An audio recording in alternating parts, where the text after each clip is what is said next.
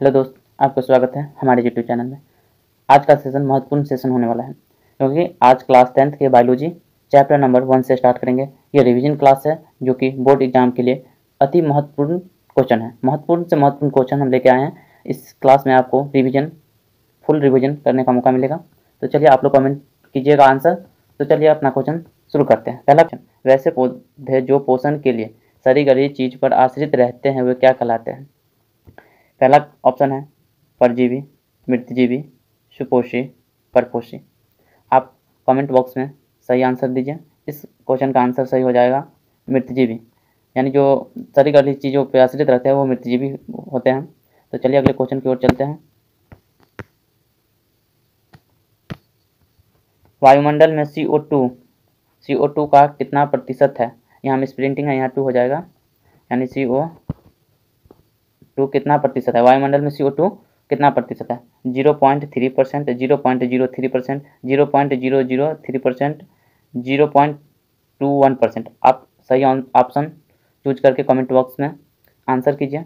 आपका सही आंसर हो जाएगा ऑप्शन नंबर बी, 0.03%। चलिए अगले क्वेश्चन की ओर चलते हैं। सुपोषी पोषण के लिए आवश्यक है क्लोरोफिल, सूर्य का प्रकाश, H2 एवं CO2, इनमें से सभी। इस ऑप्शन के अकॉर्डिंग इनमें से सभी हो जाएगा। सुपोषी पोषण के लिए सभी जरूरी है, इनमें से सभी आंसर हो जाएगा। चलिए अगले क्वेश्चन की ओर चलते हैं दोस्त। यदि आपको कहीं समझने में दिक्कत हो तो आप कमेंट करके बता सकते हैं। प्रकाश संश्लेषण प्रक्रम में निम्नलिखित में से क्या नहीं होता है? पानी का टूटना, CO का मुक्त होना, ऑक्सीजन का मुक्त होना, CO2 का उपयोग होना। चलिए आप लोग कमेंट कीजिए आंसर, सही ऑप्शन जो भी आंसर है कमेंट करके आप बतला सकते हैं।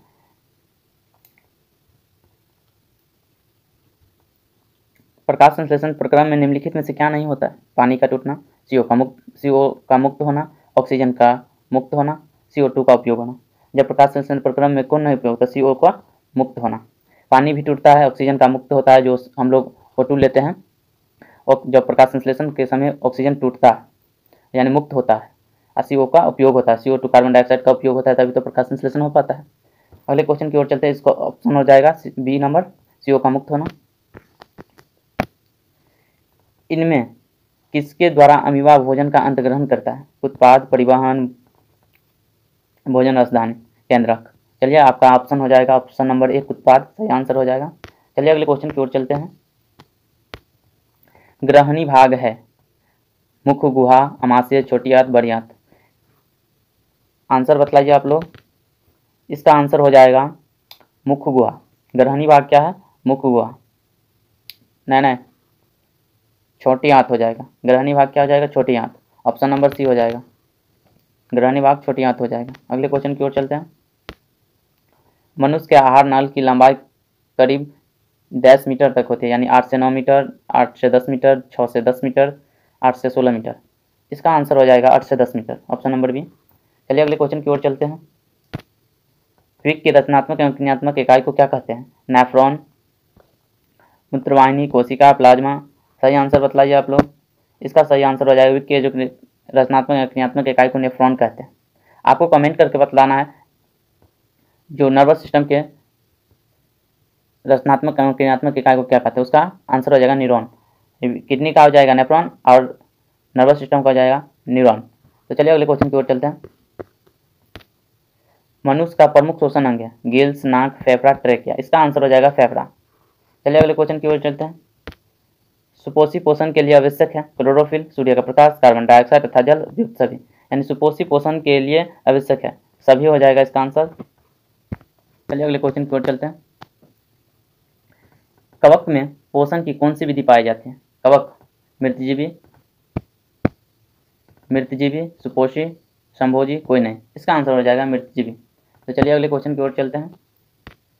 पितरस कहाँ से स्वाभाविक होता है, यानी पितरस कहाँ बनता है? यकृत से, छोटी आंत से, अग्नाशय से, इनमें से कोई नहीं।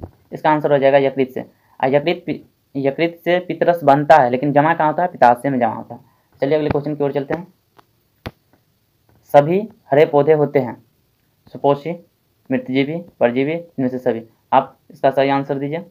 इसका आंसर हो जाएगा ऑप्शन नंबर ए, सुपोषी। यानी जो भी हरे पौधे, सभी हरे पौधे जो होते हैं वो सुपोषी होते हैं। जो अपना खाना खुद बनाए उसे सुपोषी कहते हैं, जो दूसरे पर निर्भर रहते हैं उसे परपोषी कहते हैं। चलिए अगले क्वेश्चन की ओर चलते हैं।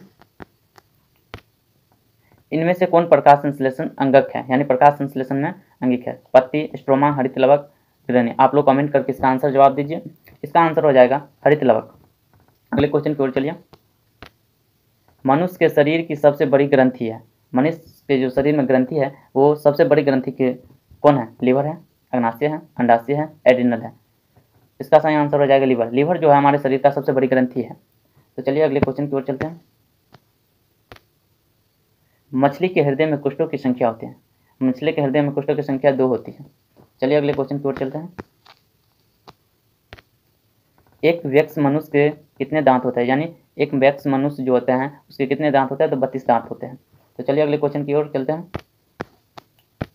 रक्त का थक्का बनाने में सहायक होता है, जब कहीं कटकुट लग जाता है तो रक्त को जो थक्का बनाता है वो कौन है? लाल रक्त कोशिका, श्वेत रक्त कोशिका, रक्त विमाणु को ही प्लेटलेट्स कहते हैं। इनमें से कोई नहीं। इसका सही आंसर हो जाएगा प्लेटलेट्स। प्लेटलेट्स जब कहीं कटकुट लग जाता है तो जो ब्लड क्लॉट होता है तो प्लेटलेट्स के कारण क्लॉट होता है।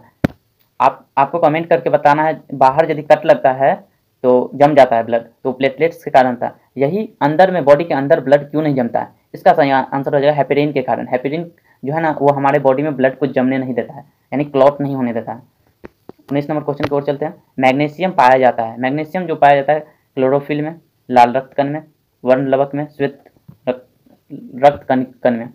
इसका आंसर सही ऑप्शन चूज करके कमेंट करके आप बतलाइए। इसका सही आंसर हो जाएगा क्लोरोफिल में। मैग्नीशियम जो पाया जाता है क्लोरोफिल में पाया जाता है। अगले क्वेश्चन की ओर चलिए।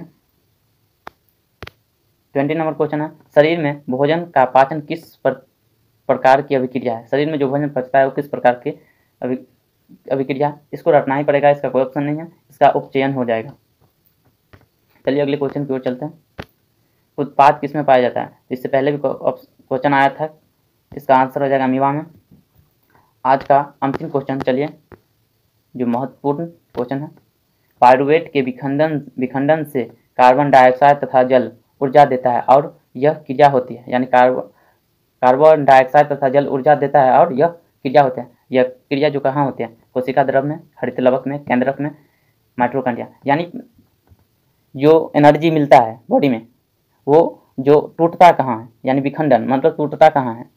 तो कोशिका द्रव में, हरित लवक में, केंद्रक में, माइटोकॉन्ड्रिया में। इसका आंसर हो जाएगा माइटोकॉन्ड्रिया में। यदि इस क्वेश्चन या सेशन में कहीं भी समझने में दिक्कत हो तो आप कमेंट करके हमें बतला सकते हैं। आई होप हम बहुत अच्छे से आपको समझाएं। यदि कहीं समझने में दिक्कत हो तो आप कमेंट करके बतला सकते हैं। तब तक के लिए जय हिंद, जय भारत। फिर से मिलते हैं नेक्स्ट वीडियो में।